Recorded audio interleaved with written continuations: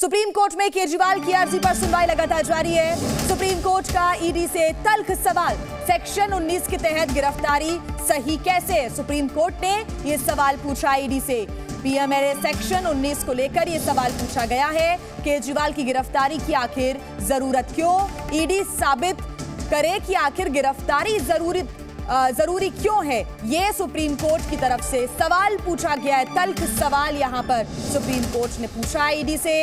बड़ी खबर इस वक्त हम आपको बता रहे हैं। आपको बता दें कि न्यायिक हिरासत में इस वक्त दिल्ली के मुख्यमंत्री अरविंद केजरीवाल हैं और आज बेहद अहम सुनवाई इस वक्त चल रही है सुप्रीम कोर्ट में। केजरीवाल की अर्जी पर सुनवाई लगातार जारी है। आज ये देखना होगा कि जब फैसला आता है सुनवाई के बाद तो क्या केजरीवाल को कोई राहत मिलती है या फिर नहीं। लेकिन जो सुनवाई में चल रहा है वो हम आपको बता रहे हैं। सुप्रीम कोर्ट ने ईडी से तल्ख सवाल पूछे हैं।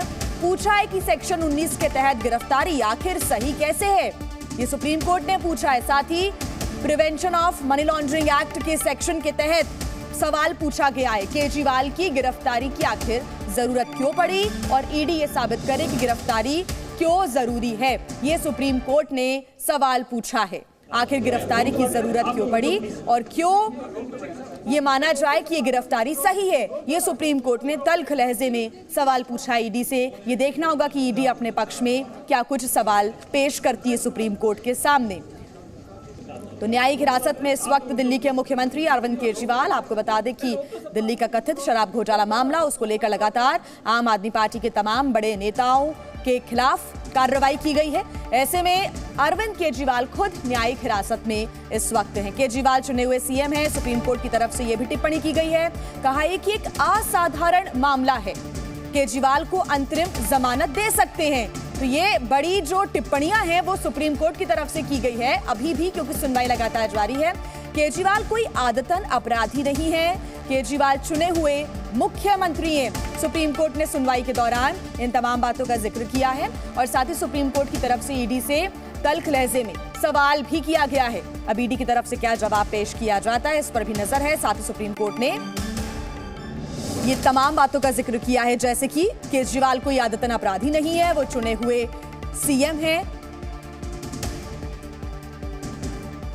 राहत पर सुनवाई की जा सकती है और जिस तरीके से कोर्ट ने सुनवाई के दौरान टिप्पणी की और सवाल खड़े किए गिरफ्तारी की टाइमिंग को लेकर के, उनकी अंतरिम राहत को लेकर के, और साथ ही कोर्ट ने यह भी कहा कि पीएमएलए के सेक्शन 19 का क्या पालन किया गया है, ये भी सवाल खड़े किए। और साथ ही जिस तरीके से कोर्ट ने कहा कि हम अंतरिम राहत पर सुनवाई कर रहे हैं और अंतरिम राहत को लेकर के ईडी की तरफ से पक्ष रखा जाए कि आखिरकार उन्हें अंतरिम राहत क्यों ना दी जाए। हालांकि दोनों पक्ष अपनी दलीलें कोर्ट के सामने रख रहे हैं, लेकिन कोर्ट ने जिस तरीके से टिप्पणी की और जिस तरीके से कहा कि अरविंद केजरीवाल एक राज्य के चुने हुए मुख्यमंत्री हैं, जनता द्वारा चुने हुए मुख्यमंत्री हैं और कहीं ना कहीं जो उन्हें अंतरिम राहत है वो क्यों ना दी जाए, ये भी एक सवाल खड़ा किया गया कोर्ट की तरफ से। और जिस तरीके से टिप्पणियां की गई हैं उसको लेकर के अब देखने वाली बात यह होगी कि ईडी की तरफ से क्या दलील रखी जाती है, क्योंकि ईडी की तरफ से कहीं ना कहीं जो विरोध है वो अंतरिम राहत का किया गया है और कहा गया है कि उनके पास पुख्ता सबूत हैं। लेकिन गिरफ्तारी को गलत सुप्रीम कोर्ट ने नहीं बताया, लेकिन अंतरिम राहत को लेकर के उसने कहा कि हम सुनवाई करेंगे। हालांकि अब अंतरिम राहत को लेकर के ईडी की तरफ से दलीलें दी जा रही हैं, अरविंद केजरीवाल की तरफ से भी दलीलें दी जाएंगी और दोनों पक्षों की दलीलें सुनने के बाद कोर्ट अब देखने वाली बात यह होगी कि क्या दिल्ली के मुख्यमंत्री अरविंद केजरीवाल को अंतरिम राहत देती है या नहीं। हालांकि कोर्ट ने एक टिप्पणी और की है कि वो चुनाव प्रचार कर सकते हैं, यानी अगर अंतरिम राहत दिल्ली के मुख्यमंत्री अरविंद केजरीवाल को मिलती है तो वो चुनाव प्रचार कर सकते हैं। हालांकि अब देखने वाली बात यह होगी कि अरविंद केजरीवाल को अंतरिम राहत मिलती है या नहीं, लेकिन जिस तरीके से आज सुप्रीम कोर्ट ने टिप्पणी की और कई सवाल खड़े किए ईडी के सामने, उसको लेकर के कहीं ना कहीं एक उम्मीद जरूर अरविंद केजरीवाल को जगी है। और जिस तरीके से आम आदमी पार्टी ये उम्मीद कर रही है उन्हें सुप्रीम कोर्ट से राहत जरूर मिलेगी, क्योंकि संजय सिंह को भी सुप्रीम कोर्ट से राहत मिली थी और अरविंद केजरीवाल को भी सुप्रीम कोर्ट से राहत मिलेगी। जी, तो बलराम पांडे हमारे सहयोगी लगातार हम तक जानकारी पहुंचा रहे हैं और अगर आज राहत मिलती है तो यह भी जानकारी मिल रही है कि अरविंद केजरीवाल अब आने वाले दिनों में चुनाव प्रचार करते भी नजर आ सकते हैं। वो कर पाएंगे चुनाव प्रचार। लेकिन आज दोनों पक्षों की जब दलील रखी जा रही है सुप्रीम कोर्ट के सामने, तो क्या अरविंद केजरीवाल को राहत मिलेगी या उनकी मुश्किलें बढ़ेंगी, इस पर लगातार नजरें टिकी हुई हैं। जो सुनवाई चल रही है उसमें ईडी ने अपने तरफ से तमाम दावे किए। कहा गया है कि कोई राजनीति से प्रेरित मामला नहीं है और शुरुआती जांच पर तो केजरीवाल पर फोकस नहीं था, लेकिन उसके बाद जैसे ही तमाम बातें केजरीवाल के दायरे में जाती हुई नजर आई तो फिर अरविंद केजरीवाल की गिरफ्तारी हुई है। अरविंद हमारे साथ जुड़े हुए हैं ज्यादा जानकारी के साथ। अरविंद, सुप्रीम कोर्ट में क्या कुछ सुनवाई चल रही है, सुप्रीम कोर्ट की तरफ से क्या टिप्पणी की गई है और अरविंद केजरीवाल की तरफ से क्या पक्ष रखा जा रहा है, बताएं विस्तार से।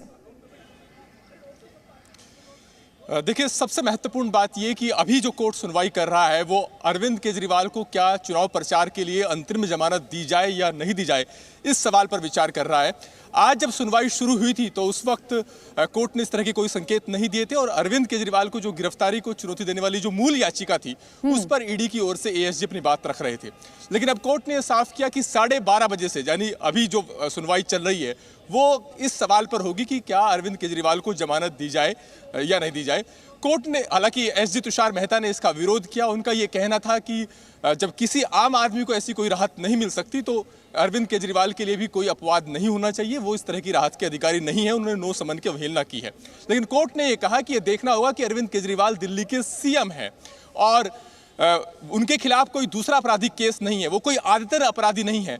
तो ये अपने आप में एक असाधारण केस है जहां पर चुनाव नजदीक है और चुनाव हर साल नहीं होते, चुनाव 5 साल में एक बार होते हैं। तो ऐसे में कोर्ट इस बात पर विचार कर सकता है कि क्या चुनाव प्रचार के लिए अरविंद केजरीवाल को अंतरिम जमानत दी जाए या नहीं दी जाए। कोर्ट ने यह भी कहा कि जो गिरफ्तारी को चुनौती देने वाली उनकी याचिका है, अगर हम उस पर सुनवाई पूरी कर लेते हैं, उसके बाद आदेश सुरक्षित रखते हैं, तो जब तक कोर्ट अपना आदेश सुनाएगा हो सकता है कि तब तक चुनाव पूरे हो जाएं। तो ऐसे में इस सवाल पर विचार करना बनता है कि क्या चुनाव प्रचार के लिए उन्हें अंतरिम जमानत दी जा सकती है या नहीं। एसजी तुषार मेहता ने इन दलीलों का विरोध किया और उनकी तरफ से यह कहा गया कि अरविंद केजरीवाल को ऐसी कोई राहत नहीं मिलनी चाहिए क्योंकि इससे आम जनता के बीच गलत मैसेज जाएगा।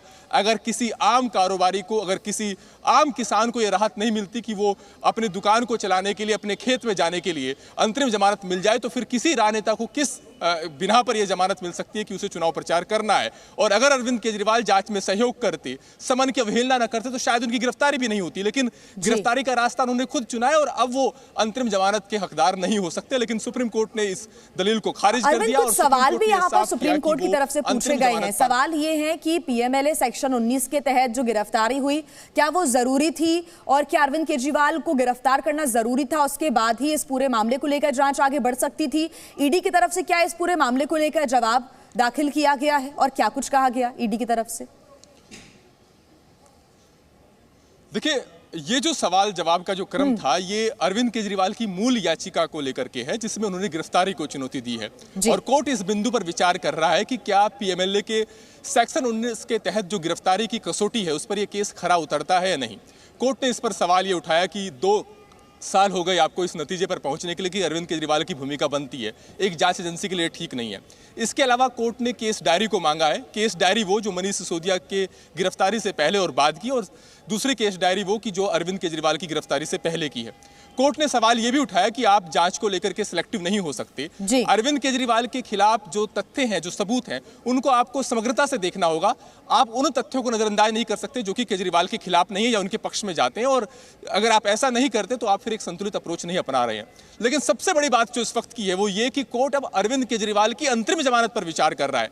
इस वक्त अरविंद केजरीवाल संभावनाओं पर बात करें, अगर अरविंद केजरीवाल को अंतरिम राहत मिलती है तो ये माना जा सकता है कि ये संभावनाएं ज्यादा है कि वो हमें प्रचार करते हुए नजर आएंगे आने वाले दिनों में, क्योंकि इसी बात पर पूरी बहस चल रही है।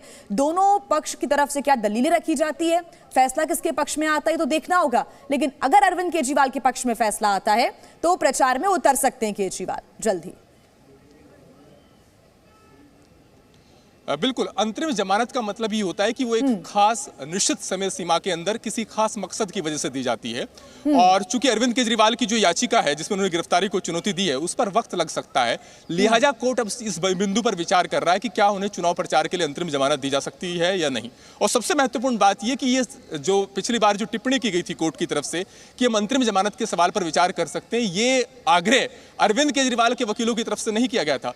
कोर्ट ने ही इस बिंदु पर गौर करना बेहतर समझा, क्योंकि कोर्ट को लग रहा था कि अगर इस केस की सुनवाई में वक्त लगता है तो फिर चुनाव खत्म हो सकते हैं, और ऐसे में इस बात पर विचार करना बनता है कि क्या उन्हें चुनाव प्रचार के लिए अंतरिम जमानत दी जा सकती है नहीं। और अभी तक के जो कोर्ट की टिप्पणियां रही हैं उनसे बात समझ में आ रही है कि प्रथम दृष्टया कोर्ट इस बात के लिए सहमत है कि असाधारण जिस तरह की स्थितियां हैं, तो क्या अरविंद केजरीवाल के पक्ष में फैसला आता है, उन्हें राहत मिलती है या फिर नहीं, इस पर हमारी नजर रहेगी। फिलहाल शुक्रिया अरविंद आपका।